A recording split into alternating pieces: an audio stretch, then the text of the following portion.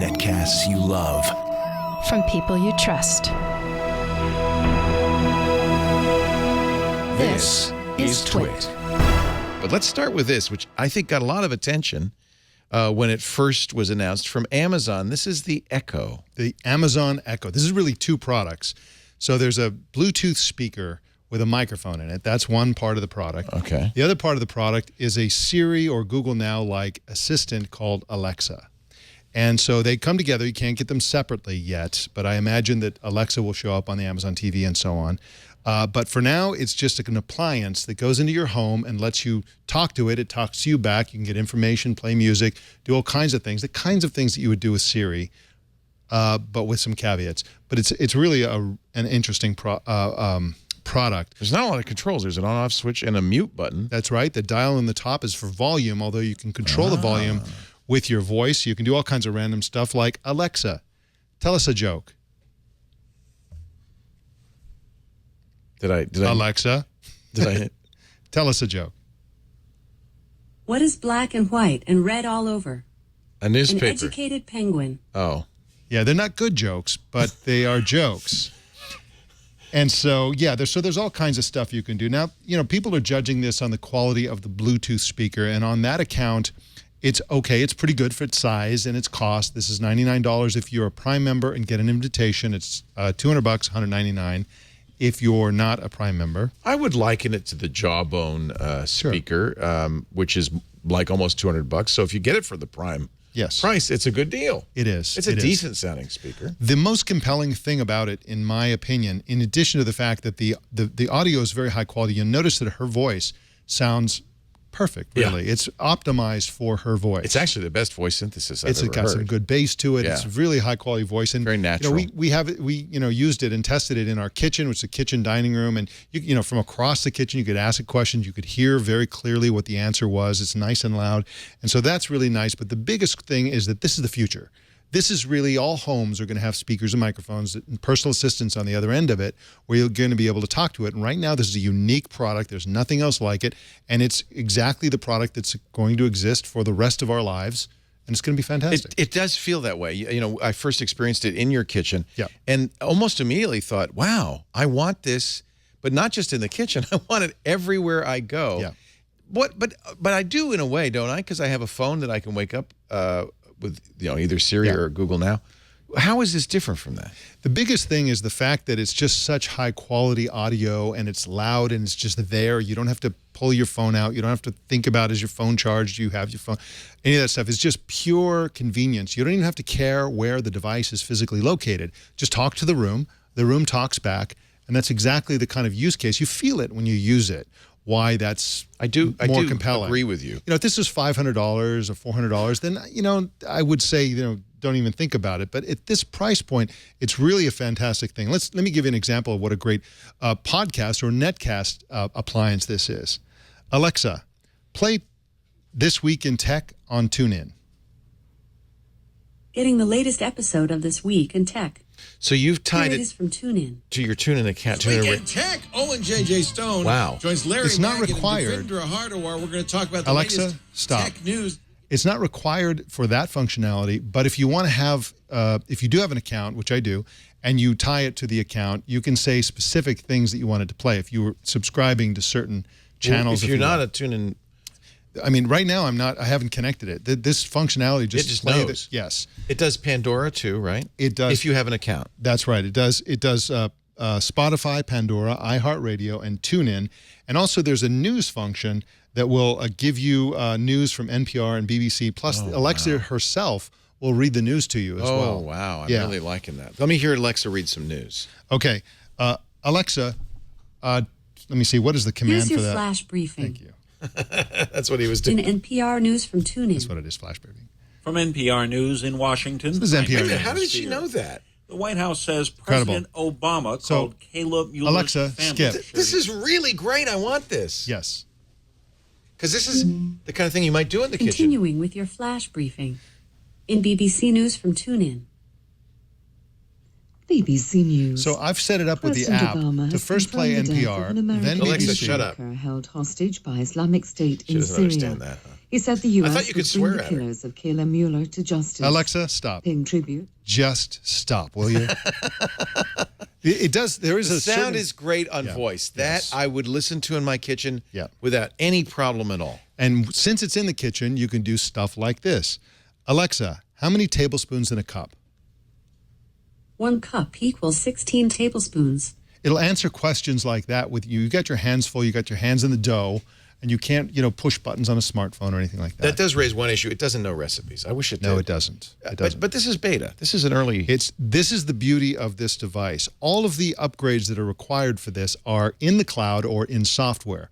All of it will be upgraded as they upgrade it, and we hope they do. They're also going to roll it out to third-party developers, so you don't know what kind of arbitrary capabilities this will gain. Meanwhile, it's a great speaker, great microphone, and you can just buy one. I imagine it'll be great for a decade with upgrades. I would love to see, for instance, Open Table make an app so I could say, hey, Alexa, I need a reservation for dinner for 2 tonight at Mi Pueblo. Yeah, exactly. Now, one of the things ways that it differs from Siri or Google Now is she's a little dumber than those other, it doesn't have a complete sort of knowledge that sort of Google Now does. Well, but Google's been watching me for a long time, which Alexa has not. Well, but Alexa will give you some Wikipedia results.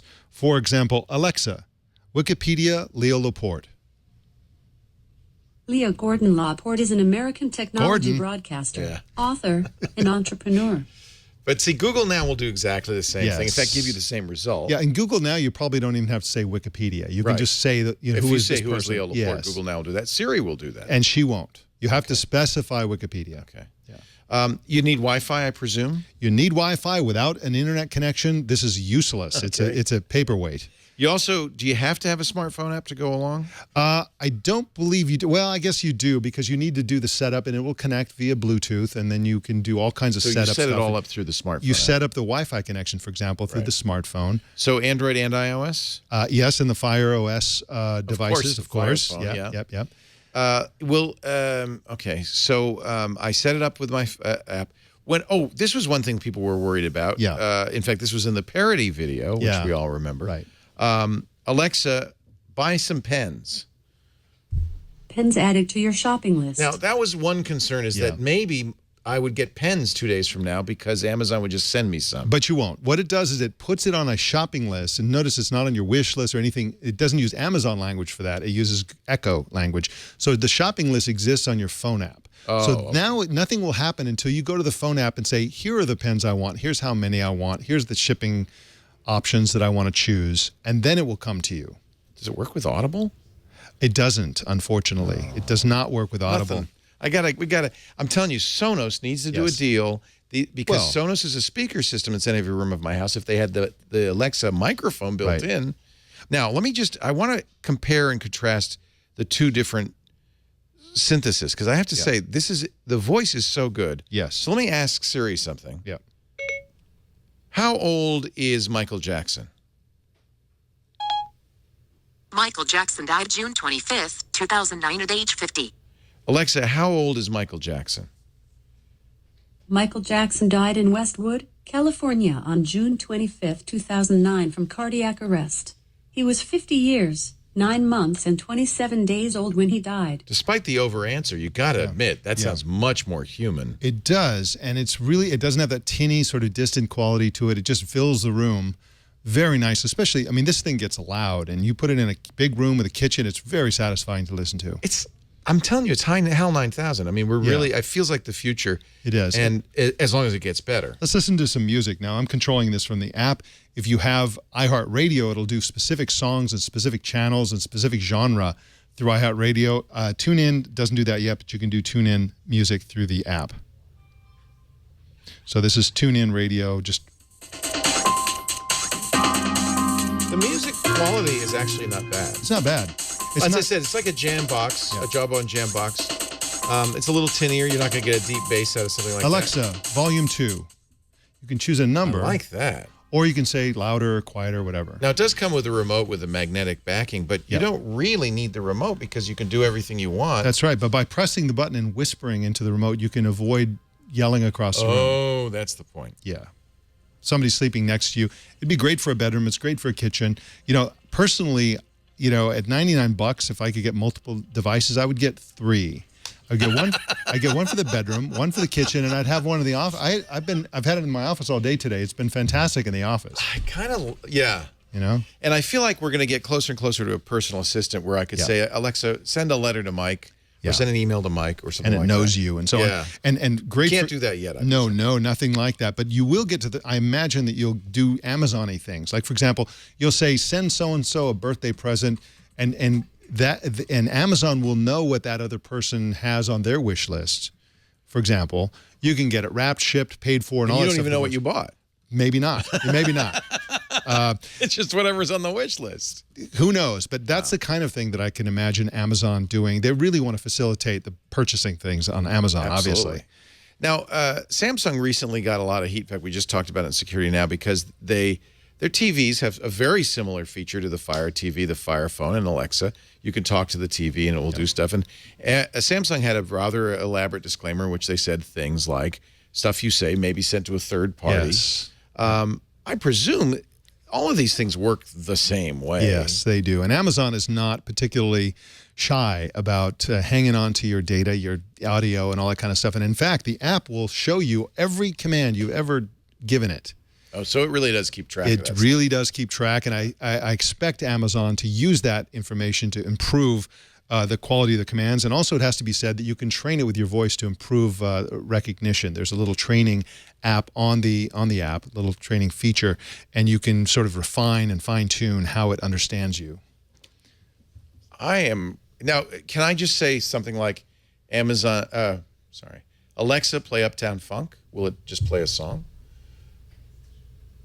Shuffling music. Oh, it's shuffling some music.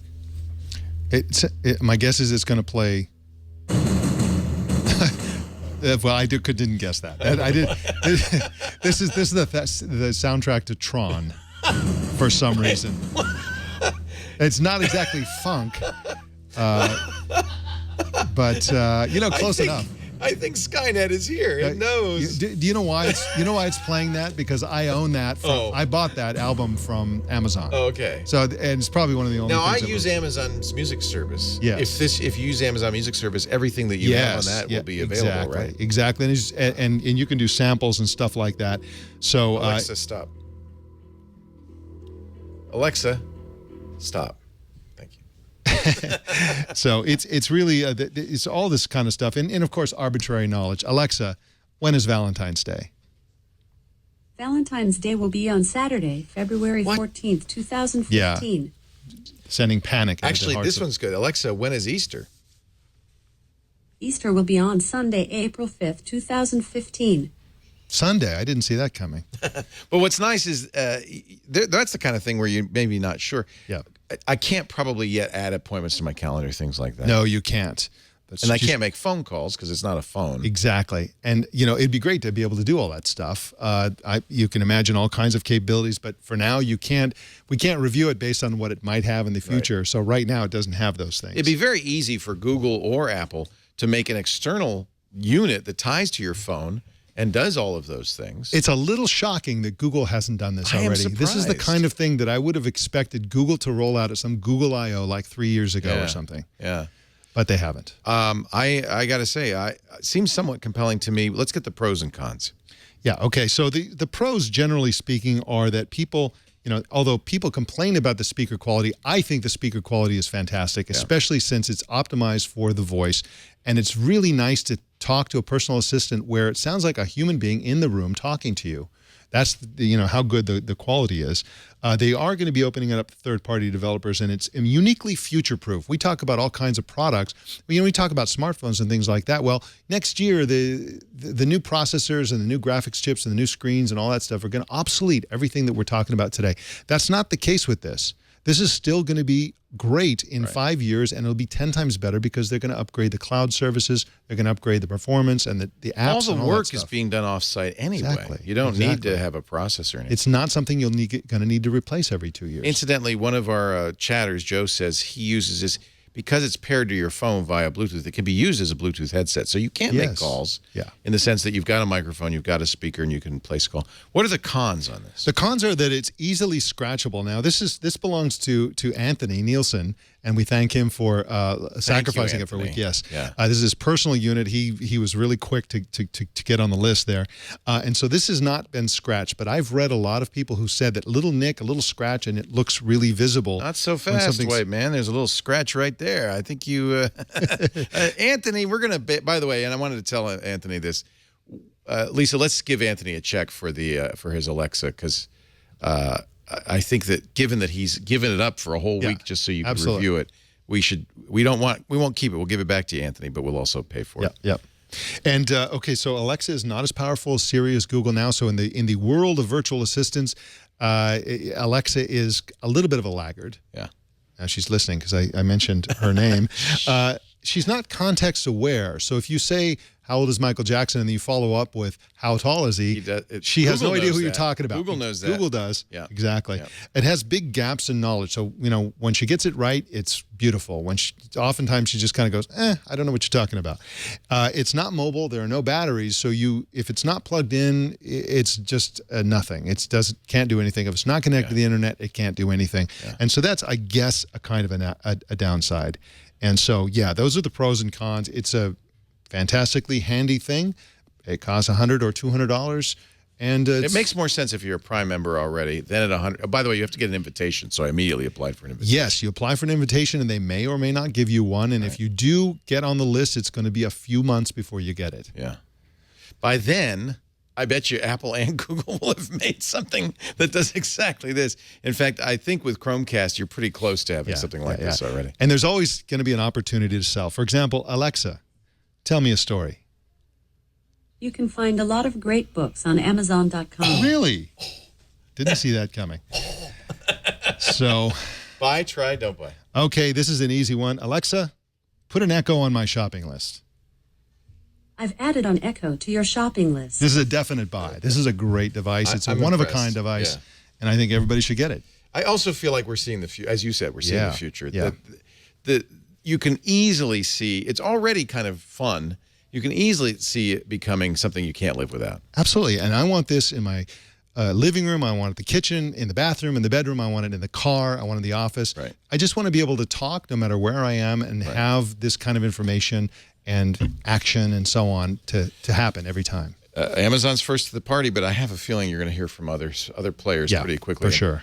Microsoft, Apple, and Google all have similar technologies with Cortana, Google Now, and Siri, and I can bet you they're already somebody working hard to make something like this. And as you said, this is a natural fit for Sonos.